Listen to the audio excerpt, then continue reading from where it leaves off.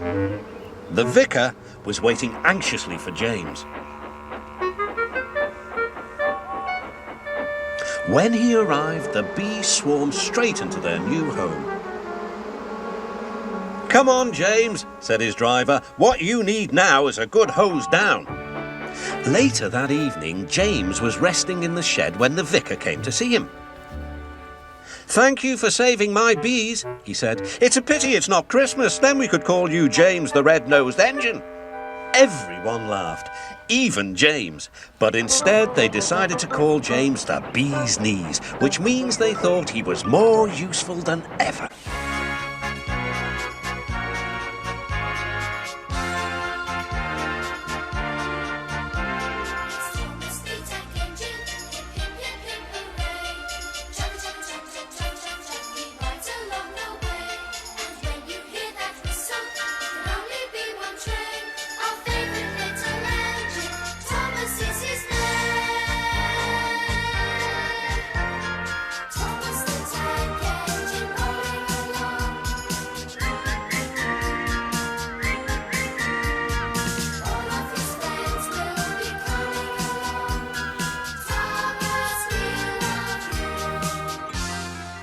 Duck is a good one because I like him.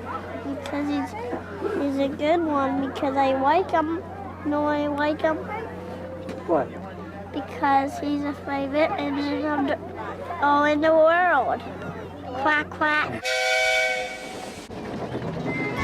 Percy and Duck like working at the harbour by the sea.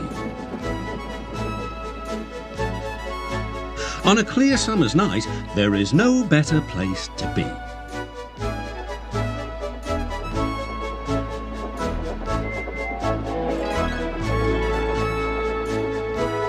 The big ships bring passengers.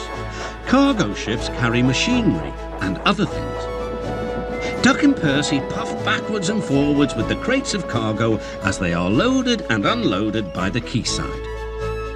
One morning, Duck and Percy noticed that the horizon was packed with sails flapping against the blue sky. "I wish I could sail to faraway lands," sighed Duck. "Engines can't go sailing," snorted Percy, "because engines can't float." Duck still had his dreams. Suddenly they were rudely interrupted.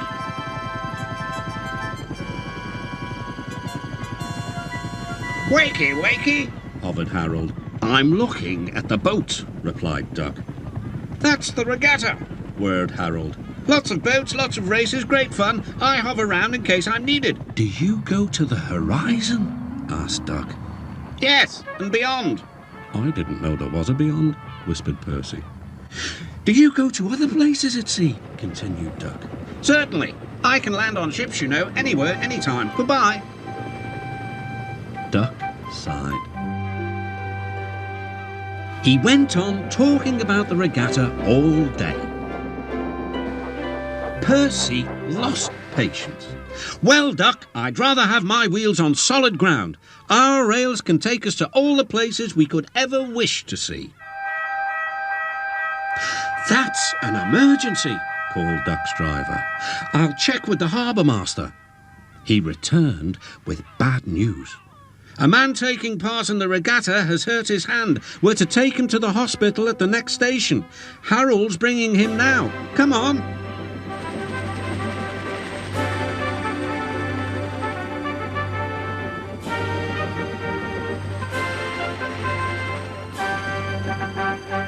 "Good to see you again, Duck," whirred Harold as he landed carefully on the platform. The man was gently helped to safety. "My job is to stay at sea in case of other emergencies. Otherwise, I would take this gentleman to hospital myself. Must fly. Goodbye."